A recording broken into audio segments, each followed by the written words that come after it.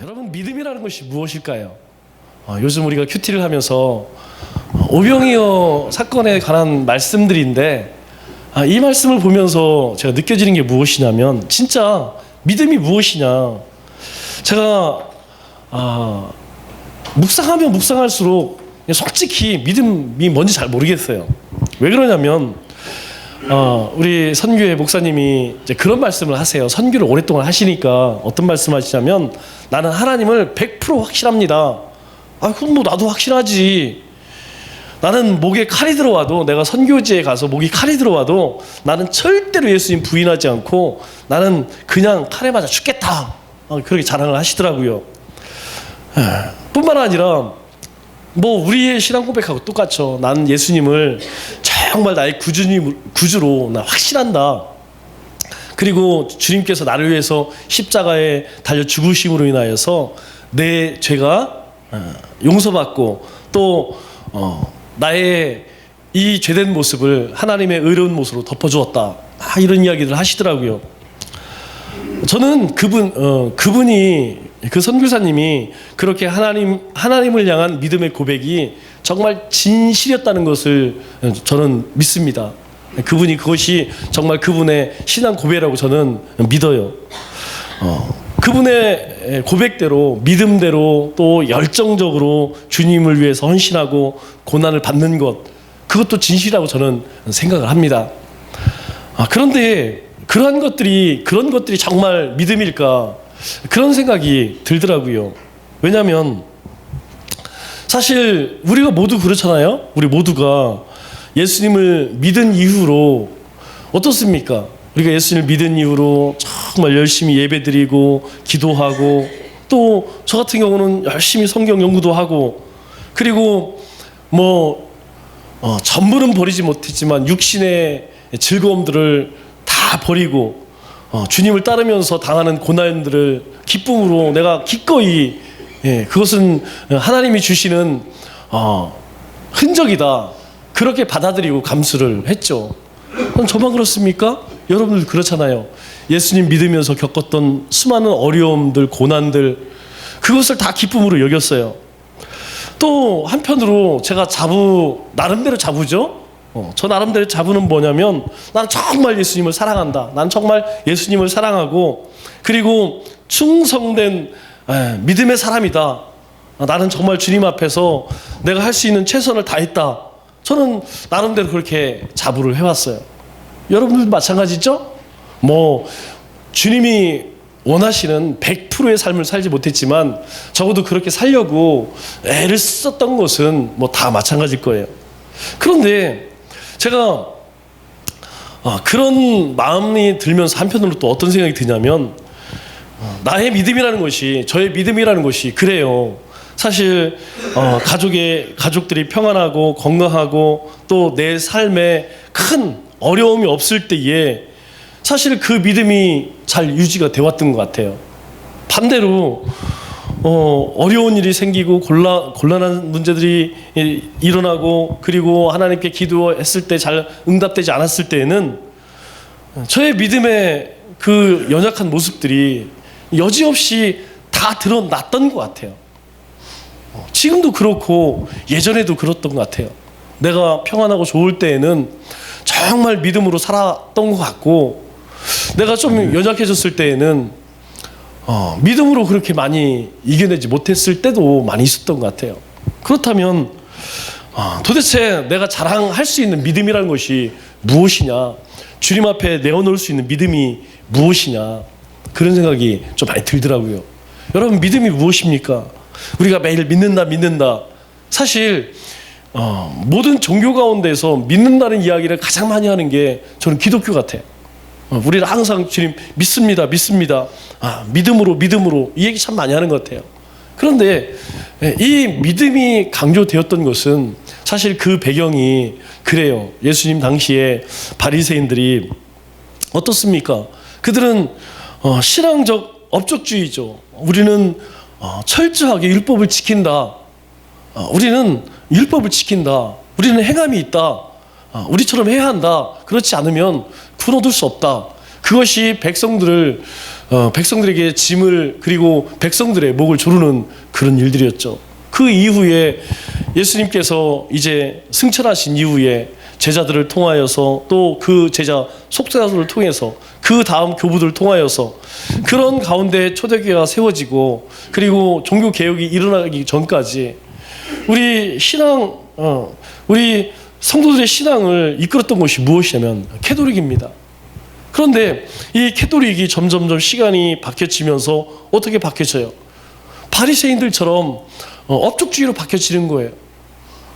하나님 앞에 우리가 어떤 모습으로 살아야 하느냐, 하나님의 백성으로서 우리가 어떻게 살아야 하느냐, 그 삶을 살아내기 위해서 하나님이 우리에게 약속하신 그것들을 자꾸 붙드는 그것을 가르쳐야 되는데 그런 건 가르치지 않고 우리가 하나님 앞에 무엇을 할 것이냐, 교회를 세우자, 뭘 하자, 막 이렇게 해서 뭐 외형적으로는 엄청난 교회 모습을 만들어냈죠. 그러나 사실 그 가운데 믿음은 전혀 볼 수가 없었죠.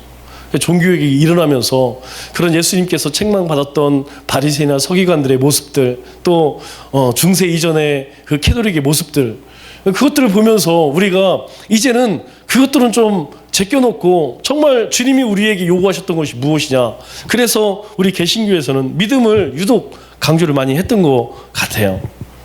그러다 보니까 어느 순간부터 이 믿음이라고 하는 것이 그냥 모든 것을 다 이뤄낼 수 있는 마술봉 같은 거예요. 요술방망입니다. 그냥 믿음만 있으면 모든 것이 다 된다. 그런데 곰곰이 생각을 해보면 정말 믿음이면 다 되느냐? 왜 제가 이런 말씀을 드리냐면 우리가 생각하고 있는 믿음과 예수님이 생각하는 믿음은 같은 것일까? 그런 생각이 들어요. 그것이 그냥 우리가 생각하는 신념인지 아니면 그것이 주님이 말씀하시는 믿음인지 그것이 좀 혼란스러울 때가 많이 있더라고요. 왜냐하면 우리는 그런 것 같아요. 우리는 말씀을 근거해서 믿음으로 살겠다고 하지만 실제로 하나님 앞에 우리의 살아가는 모습들이나 간것든 것 보면 주님께서 우리에게 요구하셨던 것들을 우리는 살아내지도 그것을 원하지도 않는 모습들을 많이 보게 돼요. 주님은 끊임없이 우리에게 말씀하시는 것이 무엇이냐면 너희는 이미 너희의 그 믿음의 고백으로 구원을 얻었다는 거예요. 그렇다면 하나님의 자녀로서 당연히 하나님의 백성으로 사는 것, 그것은 너무나 당연한 것이라는 것이죠. 그런데 정말 그러느냐? 그렇지 못하다는 것이죠. 하나님께서 주신 그 믿음은 어떻게 하면 주님을 더 닮아가고 어떻게 하면 주님의 마음을 품고 하나님의 백성으로서 살아갈 것인가 라고 하는 그런 믿음의 행위가 아니라 어떻게 보면 우리의 소원을 이루거나 우리의 뜻을 이루기 위한 믿음으로 변질되어질 때가 많이 있다는 것이죠. 그것이 저의 모습 속에도 그런 거 많이 있는 것 같아요. 과연 나는 정말 하나님이 나에게 주신 믿음을 가지고 우리 성도들을 이끌고 있는가? 또 나는 하나님께서 우리에게 주신 그 믿음의 본질을 제대로 깨닫고 나 역시 그렇게 살아가고 있는가? 그런 생각들이 좀 많이 들더라고요. 그런 삶을 살기 위해서 우리에게 가장 필요한 것이 무엇입니까? 저는 그렇게 생각해요. 오늘 사도 바울이 빌립보 성도들에게 가장 먼저 인사를 나누며 그들에게 이야기한 것이 무엇이죠? 은혜와 평강이라는 것이죠. 하나님께서 우리가 이런 고민을 하고 이런 것 때문에 흔들릴 때에 은혜를 베풀어 주셔야만 우리는 좌우로 흔들리지 않고 주님을 향해서 나갈 수 있는 것 같아요. 그래서 사도 바울이 빌립보 성도들에게 뭐라고 인사합니까? 1절 말씀을 보면 2절 말씀을 보면 은혜와 평강이 너희에게 있을지어다. 이것이 가장 중요한 것 같아요. 하나님의 은혜가 우리 가운데에 공급되어지고 우리의 삶에 그것이 차고 넘칠 때에 우리가 믿음이 어떤 것인지 또 우리가 하나님의 자녀 백성으로서 어떻게 살아야 하는지 그리고 하나님의 자녀로서 우리에게 주신 그 평강을 어떻게 누릴 수 있는지 우리가 알고 깨달을 수 있는 것 같아요. 그런 그들을 향해서 사도 바울이 당부한 것이 무엇이죠? 그들을 축복하고 그들에게 당부한 것이 무엇이냐면 너희가 그 복음을 위한 일에 참여하였다. 사도 바울은 그것을 이 빌립보 성도들을 생각하면서 칭찬하는 거예요. 너희가 정말 어려운 그런 상황 가운데서도 너희가 그 복음을 위한 일에 참여하는 것, 결코 쉽지 않지만 너희가 그렇게 해왔다는 것, 너무 감사하다는 것이죠. 그러면서 당부하는 것이 무엇이냐면 하나님의 사랑에 대해 이야기하는데 이 사랑을 두 가지로 이야기해요. 첫째는 지식에 근거를 둔 사랑. 또 하나는 무엇입니까? 바로 선함 위에 있는 사랑. 그 제가 설명할 때 어떻게 이야기했죠? 지폐를 분별한 깨진 항아리를 찾아낼 때에 보여지는 것. 그러니까 너희가 지금 정말 주님을 사랑하고 주님을 사랑하는 그 마음으로 너희가 서로 사랑하고 있느냐? 그것을 어떻게 할 수 있는지, 마치 이 지폐가 진짜 지폐인지 가짜 지폐인지 우리가 이렇게 햇빛에 보면 여러 가지 안전창에 있는 것들이 보여지는 것처럼 너희의 사랑을 다시 한번 확인해봐라. 점검해봐라. 왜? 지금 너희가 복음을 위한 일에 참여는 하고 있지만 어쩌면 너희 가운데에 그것을 진정한 주님이 이야기하시던 그 사랑을 잃어버리거나 변질되지 않았는지 확인해봐라. 그렇게 이야기하죠. 그러면서 또 한 가지를 이야기하는 것이 너희가 진실하라. 그렇게 이야기해. 진실하라.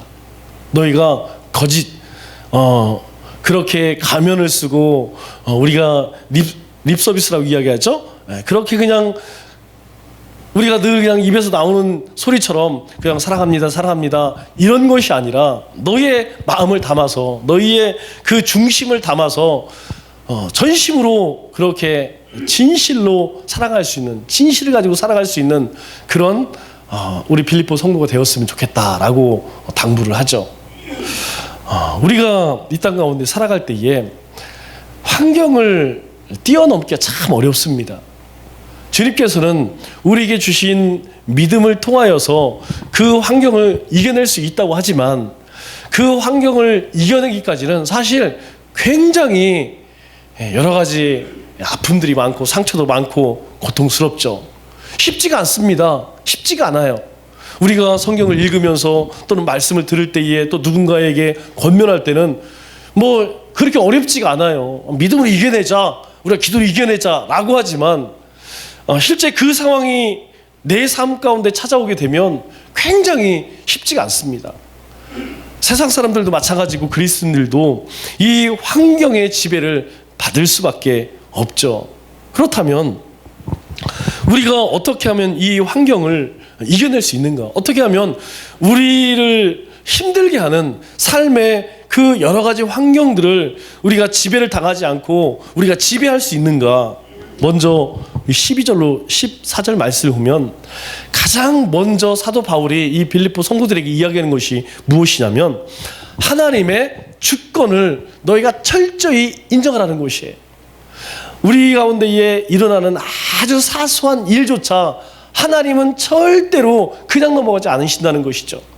내가 가슴 아파하거나 내가 힘들어하거나 또는 내가 주님이 기뻐하시는 일을 할 때에 주님께서는 절대로 외면하지 않으시고 우리 가운데에 함께 하실 뿐만 아니라 그 어떤 상황 가운데서도 우리를 인도하신다라고 그렇게 말씀하고 있어요. 우리 12절 말씀을 보세요. 12절 말씀을 보니까 형제들아 내가 당한 일이 도리어 복음 전파에 진전이 된 줄을 너희가 알기를 원하노라. 너희가 좀 알아줬으면 좋겠어. 그런데 뭘 알아주기를 원했냐면 내가 당한 일이 뭐죠? 지금 감옥에 갇힌 일이죠. 감옥에 갇혀서 이 감옥은요 그냥 갇히면 사실 나올 수 없는 그런 감옥이었어요. 그러니까 내가 이 감옥에 갇혀서 죽을 날을 기다리고 있는데 오히려 이 감옥에 갇혀서 어떤 일이 일어났느냐? 나를 통하여서 복음이 이 전파되는 일이 멈춰진 것이 아니고 내가 감옥에 갇혔음에도 불구하고 도리어 복음 전파에 진전이 된 줄을 너희가 알아라. 여러분 이건 사실 맞지가 않잖아요.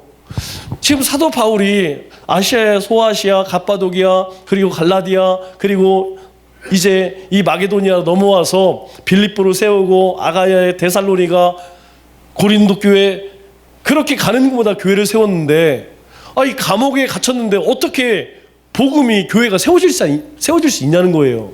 그것은 상식적으로 말이 안 되잖아요. 우리의 논리로 이야기하면 아니 뿌린 게 없는데 어떻게 거둘 수 있냐는 거죠. 그런데 사도 바울이 뭐라고 이야기하냐면 도리어 내가 감옥에 갇혔어도 이 복음이 전파되는 것이 막힌 것이 아니라 도리어 복음 전파에 진전이 된 줄을 너희가 알기를 원하라. 그냥 복음이 멈춘 것이 아니고 교회가 세워지는 것이 그친 것이 아니고 오히려 복음 전파에 친절이 되었다. 그렇게 이야기를 합니다.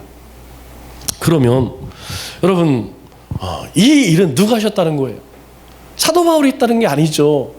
사도 바울을 통하여서 하나님이 하셨다는 것을 이야기하는 거예요. 나는 그것에 쓰임을 받았을 뿐이지 그 일을 이루신 분은, 그 일을 행하시는 분은 누구냐? 바로 하나님이시라는 거예요. 이것은 굉장히 우리 신앙생활 가운데 중요한 거예요. 왜 그러냐면 우리가 하나님의 섭리라고 이야기하지 않습니까? 때로 우리 가운데에 힘겨운 일이 찾아오고 곤란한 일이 찾아오고 늘 좋은 일만 있으면 좋겠지만 그렇지 못할 때가 더 많이 있다는 거예요. 우리 가운데에 많은 고난과 환난의 시간들이 찾아온다는 거예요. 지금 여기 있는 여러분 가운데도 정말 견딜 수 없을 만큼 가슴이 답답하고 앞날이 막막한 사람들이 있을 거예요. 그런데요, 오늘 사도 바울의 고백을 들어보면 걱정할 거 없다는 거예요. 내가 감옥에 갇혔지만 하나님은 여전히 일하신다는 것이죠. 내가 비록 고난 가운데 있지만, 내가 비록 상처와 아픔 가운데 있지만 그럼에도 불구하고 하나님은 여전히 내 인생을 통하여서 하나님의 뜻을 이루어 가신다는 거예요. 여러분, 우리의 모습을 볼 때에, 또 우리 교회를 볼 때에 때로 낙심되어질 일이 있어요. 그러나 하나님은 오늘 사도 바울을 통하여서 그 주권적 역사로 하나님이 행하심 같이 우리 가운데에도 그렇게 하시겠다는 거예요. 여러분 사원 가운데도 하나님이 그렇게 하시겠다는 거예요. 우리 남청주교회를 통하여서 그렇게 일하시겠다는 거예요. 그 일하시는 분이 누구냐? 하나님이시라는 거예요. 사도 바울이 그 고백을 하고 있습니다. 그 일들이 어떻게 이루어졌냐? 13절 볼까요? 13절 말씀을 보니까 그 복음이 이제 진전되는 일이 어떻게 진전이 되었느냐? 이러므로 나의 매임이, 즉 감옥에 갇힌 것을 이야기하죠. 그리스도 안에서 모든 시대 안과 그 밖에 모든 사람에게 나타났으니, 이 얘기가 뭐예요? 내가 감옥에 갇혔어. 그런데 어쨌든 감옥에 갇힌 나에게 나를 지키는 사람이 있을 거고, 밥을 갖다 주는 사람이 있을 거고, 그리고 그 감옥에서 뭐 일하는 사람들이 많이 있을 거 아니에요. 그런데 사도 바울은요, 멈추지 않았다는 거예요. 하나님께서 자신에게 주신 그 사명을, 비록 감옥이지만 나를, 여기 시대라는 것은 그걸 감옥 지키는 사람들 얘기합니다. 그 감옥 지키는 사람들에게 나는 최선을 다해서 하나님이 나에게 주신 그 사명을 내가 감당했다. 그런데 그 가운데에서 하나님의 역사가 나타났다. 하나님께서 그 복음이 계속 증거되어지고 그 복음을 통하여서 잃었던 하나님의 백성들이 돌아오는 그런 구원의 역사들이 일어났다. 여러분, 여기서 얘기하는 이 시대는요, 황제의 친위 부대입니다. 황제가 정말 믿을 수 있는 그런 최고의 엘리트 부대예요. 그런데 그들 가운데 어떻게 해요? 복음이 전파되어지는 거예요. 그래서 14절 말씀을 보니까 뭐라고 이야기해요? 형제들 다수가 나의 매임으로 말미암아 겁없이 하나님의 말씀을 더욱 담대하게 전하게 되었느니라. 누군가 사도 바울을 면회를 왔겠죠. 그런데 그들이 사도 바울을 보면서 놀라는 거예요. 지금 그렇게 감옥에 갇히면 모든 것을 다 포기하고 이제 소망이 없다, 이게 정상 아니겠어요? 그런데 그 가운데서도 하나님께서 그를 통하여 일하시는 모습을 보면서 형제 등 다수가, 그러니까 자신이 감옥에 있으면서 일어난 이 많은 일들을 통하여서 내 매임으로 말미암아서 주 안에서 신뢰함으로 겁없이 하나님의 말씀을 더욱 담대히, 야, 우리 사도 바울이 감옥에 갇혔다고 우리가 좌절하지 말자. 하나님은 저 가운데에서도, 저 감옥 가운데서 하나님이 일하신다. 그렇다면 우리가 가만히 있을 수 있겠느냐? 우리도 힘써서 한번 일해보자. 왜? 이 일은 우리가 하는 것이 아니라는 것이죠. 하나님이 하는 것이라는 것이죠. 비록 사도 바울이 감옥에 갇혔지만 그럼에도 불구하고 우리도 힘을 내어서 한번 해보자. 그럴 때 어떤 일이 일어났다고요? 말씀을 더욱 담대히 전하게 되었다. 그렇게 고백하고 있습니다. 여러분, 우리가 믿음으로 살자, 믿음으로 행하자, 그렇게 해서 믿음으로 살고 믿음으로 행할 수 있으면 참 좋겠어요. 그런데 그렇게 안 됐더라고요. 그렇게 우리가 하나님 앞에 다짐을 하고 결심을 하여도 우리 가운데에 내가 감당할 수 없는 그런 문제들이 찾아오면요, 우리의 믿음이라는 것이 여지없이 무너져요.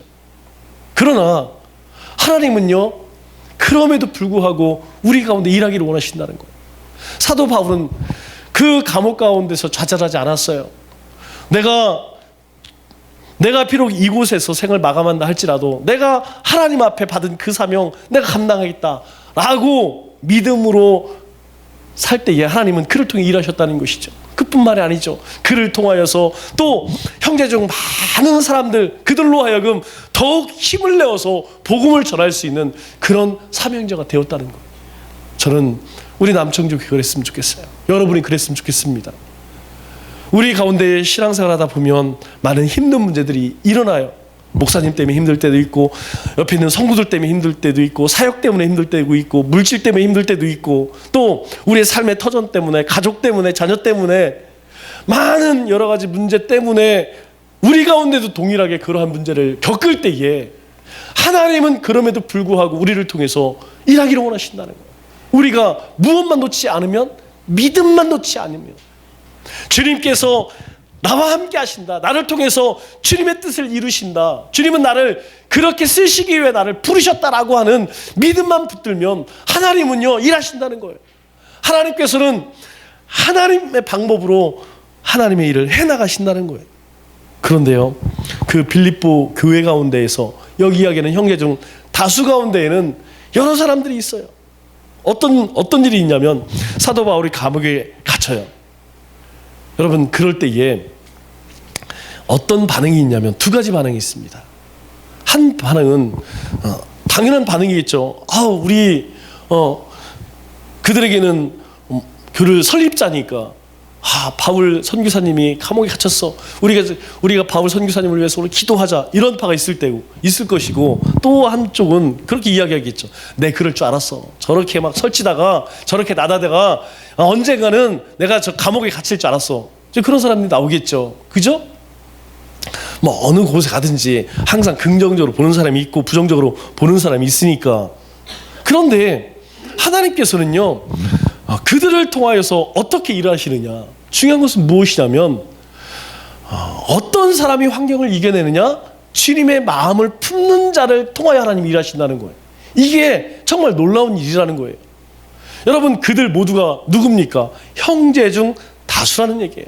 그들 모두가 그리스도를 영접하고 하나의 공동체를 이루어서 함께 동거동락했던 사람이에요. 그런데 사도 바울이 감옥에 갇힌 것에 대한 반응은 전혀 다르죠. 어떡하지 우리 선교사님? 우리가 선교사님을 위해서 기도하자. 우리가 도울 수 있는 방법 모든 방법을 한번 찾아보자. 그런가 하면 비난하는 사람도 있었다는 거예요. 그런데 그들 마음 가운데는 무엇이 있었느냐? 주님의 마음이 있었다는 거예요.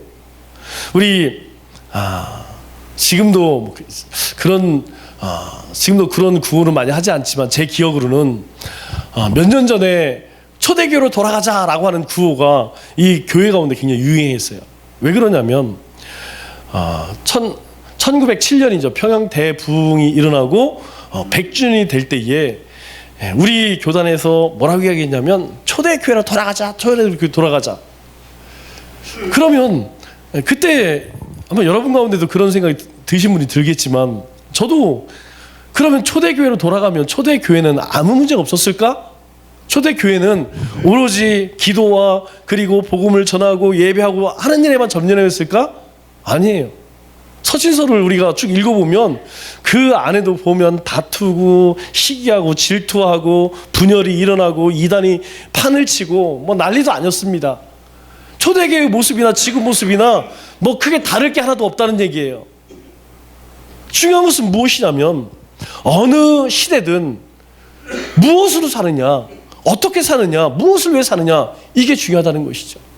그 시대에도 삶의 어려움들, 그리고 대적들의 그런 방해들, 이단들, 그리고 교회 안에서의 여러 가지 문제들 있었어요.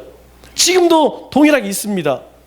그러나 중요한 것은 내가 하나님 앞에서 무엇으로 살아가느냐, 무엇으로 살아갑니까?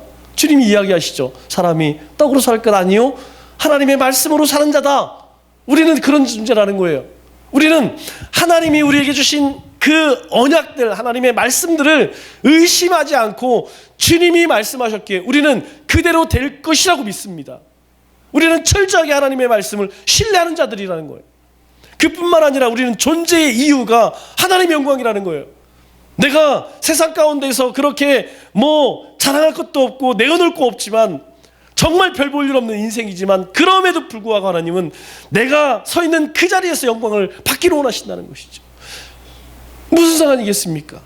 내가 처한 상황에서 내가 할 수 있는 최선을 다해 하나님을 영화롭게 하고 하나님을 기쁘시게 하는 것, 그게 그리스도의 삶 아니겠어요?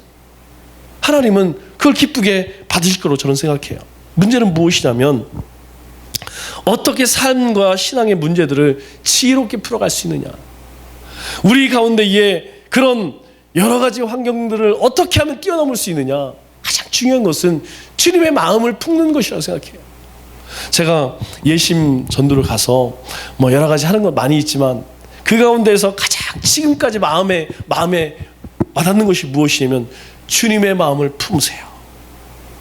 그 말만 들으면 가슴이 짜리리해요. 주님의 마음을 품자. 주님의 마음. 주님의 마음을 품지 않으면 너희가 절대로 세상에 나가서 불신자들에게 복음 전할 수 없다는 거예요. 의무감으로 억지로 할 수 없다는 거예요. 주님의 마음이 느껴져야만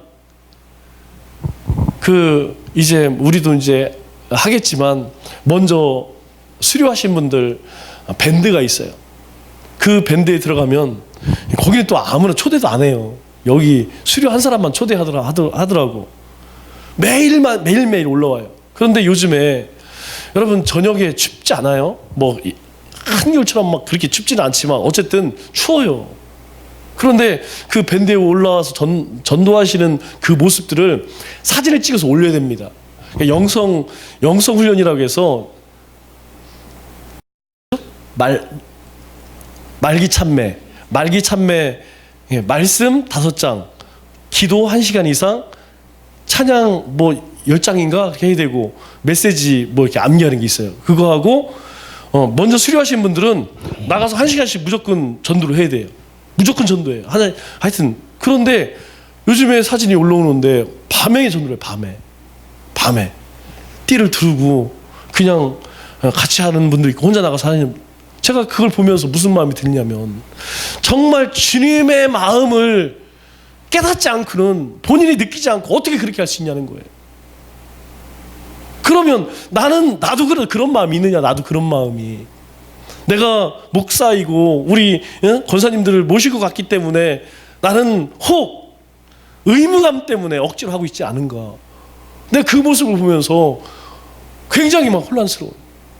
저분들은 도대체 예수님의 마음을 어떻게 느꼈길래 저렇게 한밤중에 띠띠고 나가갖고 지나가는 사람들 얼마나 짜증나겠어요. 여러분 한번 생각해 보세요. 그 저녁에 왔다 갔다 하는 사람들이 아유 나는 집에서 할 일이 없어 그래서 나온 사람이겠어요? 아마 두 부류일 겁니다. 한 부류, 첫 번째는 빨리 집에 가자 집에 가는 사람일 거고, 또 한 사람은 어떤 밖에서 용물을 보러 나온 사람들이겠죠. 안 그러면 이 추운 겨울에 왜 돌아다니겠어요? 집에 가는 사람 아니거나 아주 급한 용무가 있어서 나온 사람이거나 다 바쁜 사람이에요. 그런데 내가 그 당사자가 한번 생각해. 내가 어떤 볼 일이 있어. 아니면 퇴근해서 빨리 집에 가야 돼. 그런데 쫓아와갖고 아유 저기 안녕하세요. 남청교회 오정훈 목사인데요. 혹시 교회 다니세요? 나 같아도 좀 짜증날 것 같아. 여러분 안 믿는 사람들이 짜증 안 내겠어요? 그럼에도 불구하고 쫓아다니면서 예수 믿어요. 뭐 때문에 도대체 그렇게 하냐는 거예요. 그 사람들 무슨 죄를 져서 그걸 하겠냐는 거예요. 예수님의 마음을 그들이 차절하게 깨닫지 않았다면, 절실하게 깨닫지 않았다면 그 짓을 하겠냐는 거예요. 오늘 말씀 보세요. 16, 17절에 어떤 일들이 일어나면 이들은 두 부류가 있습니다. 17절 한번 보여주세요. 17절 말씀은 그들은, 16절에는 이들은, 그러니까 이들과 그들은 다른 부류의 사람입니다. 그런데 그 다른 부류의 사람이자 그들은 다 뭐냐? 형제 중 다수예요. 이 빌립보 교회의 다 성도들입니다. 그런데 그들이 있고 이들이 있어요. 이들은 누구냐? 내가 복음을 변증하기 위하여 세우심을 받은 줄 알고 사랑으로 하나. 뭘 앞에서 이야기하죠. 복음 전하는 일. 그 일을 내가 복음을 변증이라는 게 좀 어렵죠. 변호하기 위해.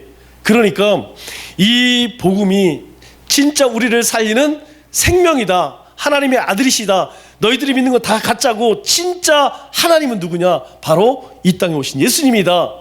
그것을 사도 바울이 열심히 전했잖아요. 내가 그 복음을 변호하기 위하여 그렇게 하나님의 부르심을 받은 줄 알고 사도 바울이 감옥에 있었지만 그 모습을 보면서 힘을 얻어서 복음을 열심히 전하고 있는 그들. 그러니까 이 사람들은 사도 바울의 모습을 보면서 힘을 얻어서 우리도 바울 선생님처럼 그렇게 주님의 마음 품고 우리가 열심히 복음을 전하자. 그런 사람이 있었다는 거예요. 그들은요, 사랑으로 해요. 하나님의 사랑으로. 그리고 저 불신 영혼을 향한 그 한 영혼에 대한 긍휼한 마음을 가지고 복음을 전했다는 거예요. 누가? 이들은. 그런데 17절 말씀을 보니까 또 다른 부류가 있어요. 그들은 누구냐? 그들은 누군지는 모르겠지만 그들이에요. 그들은 나의 매임의 괴로움을 더하게 한 줄로 생각하여 순수하지 못하게 다툼으로. 이 부류는 달라요. 이 사람들은요, 사도 바울이 감옥에 갇힌 거거든요. 내가 저럴 줄 알았어. 저렇게 그냥 나쁨을 가리지 않고 대상을 가리지 않고 그냥 로마 병사에게, 로마 시민들에게 저렇게 복음을 전하다가 언젠가는 내가 저 감옥에 갈 줄 알았어. 이렇게 했던 사람들. 그냥 아주 그냥 말똥 싸 그렇게 얘기했던 사람들. 그들. 그런데요, 그들이 뭘 했다고요? 그리스도를 전파했는데 순수하지 못한 다툼으로 했대요. 한쪽은요, 사도 바울의 마음을 이해를 하고 정말 사랑으로 복음을 전했고, 한 부류는 순수하지 못하게 다툼으로 그리스도를 전파했다는 거예요. 놀랍지 않아요? 이 일들이 어떻게 일어나느냐? 자신이 감옥에 갇힌 일로 인하여서 형제 중 다수가 복음을 열심히 전했는데 그 중에는 정말 주님의 사랑을 깨닫고 복음을 전한 사람이 있고, 그들 가운데에는 그렇게 비난하면서 다투면서 그냥 쌈박질만 하는 것이 아니라 그 다툼 가운데에서 복음을 전하는 그 일에 전심전력을 다했다. 그렇게 말하고 있어요.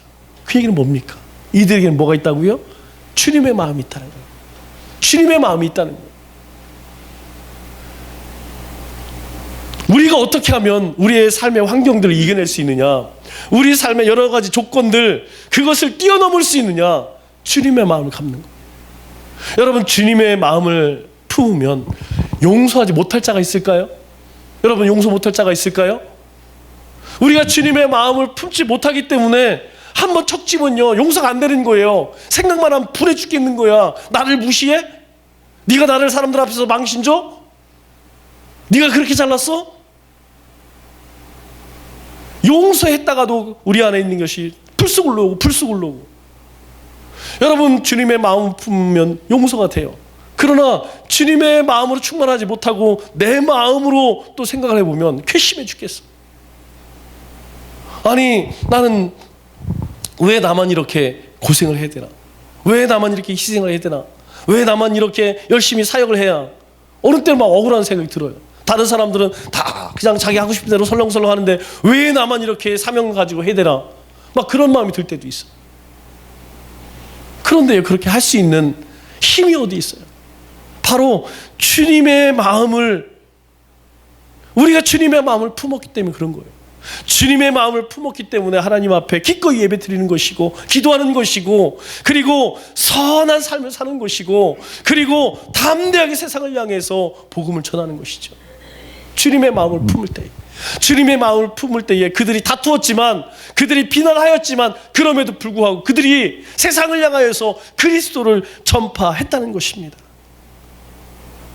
그래서 이들을 향한 사도 바울의 메시지가 뭐예요? 18절 말씀 보세요. 우리 18절 말씀을 한번 크게 한번 읽어보겠습니다. 시작! 그러면 무엇이냐? 거칠애로 하나 참으로 하나 무슨 방도로 하든지 전파되는 것은 그리스도니 이로써 나는 기뻐하고 또한 기뻐하리라. 나는 이 감옥에 있지만 나는 기쁘다. 나는 기뻐. 내가 기쁜 것이 무엇이냐면 내가 이 감옥에 갇힌 모습을 보고 힘을 내어서 하나님의 사랑을 품고 세상에 복음을 전하는 우리의 형제들이 있고, 또 그것을 보면서 비난하고 그것을 질투하고 그것을 다툼을 하였지만 그것으로 끝나지 않고 오히려 그것으로 힘을 삼아서 그리스도를 전하는 그 모습을 보니까 나는 기쁘고 기쁘다. 나는 너무 기쁘다. 뭐라 그래요? 그러면 무엇이냐? 그게 무슨 상관이겠습니까? 그게 무슨 상관? 아무 상관 없다는 거예요. 거칠을 하나 참으로 하나 무슨 방도로 하든지 전파되는 것은 그리스도라는 거예요. 주님이 원하시는 것이, 주님께서 우리의 삶 가운데 원하시는 것이 무엇이에요? 우리 사는 모습은 다 다릅니다. 생각하는 것도 다 다르고요. 믿음의 분량도 다 달라요. 그러나 주님이 원하시는 한 가지는 무엇이냐? 우리가 어떤 모습으로 살든 우리 가운데에 그리스도의 모습이 드러나기를 원한다. 그리스도의 복음이 드러나기를 원한다는 거예요. 너희가 세상 가운데 그리스도의 향기가 되기를 원한다는 거예요. 너희가 비록 순수한 마음을 품든 아니면 그렇지 못한 마음으로 품든 어떤 마음을 가지고 있든 너희를 통하여서 오직 그리스도의 사랑이, 그리스도의 복음이 증거되어지는 것, 그것을 나는 기뻐하고 기뻐한다. 그러면 주님은 어떠실까요? 하나님은 어떠실까요? 사도 바울이 그 감옥 가운데 그 수를 들으면서 나는 기뻐하고 또한 기뻐하노라 그렇게 고백할 때 그 모습을 바라보는 주님의 모습은 어떨까요? 제가 예전에 영성훈련을 갔는데 나는 이제까지 예수님이 항상 십자가에서 막 고통당하는 모습, 그리고 막 사람들 앞에 막 책망하고 막 성전 뒤집어 엎는 그런 사진만 봤지 예수님 웃으시는 사진을 처음 봤어요. 그전에는 인터넷에서 예수님 웃는 모습을 못 봤어요. 제가 예수님 막 웃으시는 그 사진을 2003년도인가 4년도에 처음 봤어요. 여러분 혹시 보셨나요? 주님께서, 그게 진짜 얼굴은 아니겠죠. 예수님께서요 활짝 웃으시는 사진이 있더라고요. 인터넷에서 보니까. 오늘 이 사도 바울이 나는 기뻐하고 또한 기뻐하노라, 그럴 때에 주님께서 하늘에서 그 모습 아니겠어요? 이 빌립보 성도를 향해서 주님께서 웃으실 거예요. 이 사도 바울의 모습을 보며 웃으실 거예요. 오늘 주님께서는 우리에게도 그런 고백이 있기를 원하신다는 것이죠. 우리의 환경이, 우리의 여건이 이래서 저래서 이게 아니고, 그럼에도 불구하고 우리의 삶 가운데에 무엇으로 하든지 그리스도가 전해질 때 주님께서는 하늘에서 기뻐하시고 웃으신다는 거예요. 저는 여러분이 그랬으면 좋겠어요. 특별히 이번 주는 굉장히 중요한 주죠. 왜 그렇습니까? 우리가 다 고향 앞으로잖아요. 고향 가잖아요. 여러분 고향 가세요. 가서 빨리 오지 말고 혹시 가족 가운데, 혹시 친지 가운데에 믿지 않는 사람이 있다면 여러분 이번 설 명절 때에 꼭 그 사람에게 복음 전하세요. 우리가 잘 못 전해도 괜찮습니다. 중요한 것은 무엇이냐면 우리는 죄인입니다. 우리를 위해서 주님이 오셨고요. 그 예수님을 믿으면 우리는 그 죄사함을 받고 우리는 하나님의 자녀가 됩니다. 여러분 이건 할 수 있잖아요.